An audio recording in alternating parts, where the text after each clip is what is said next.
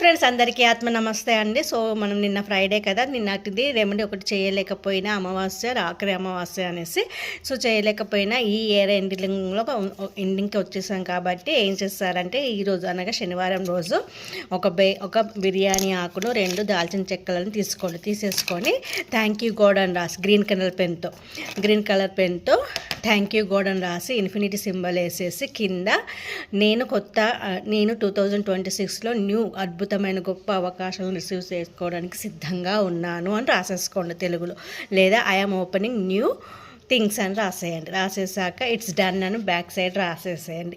రాసేసి 5207418008 అని రాయండి.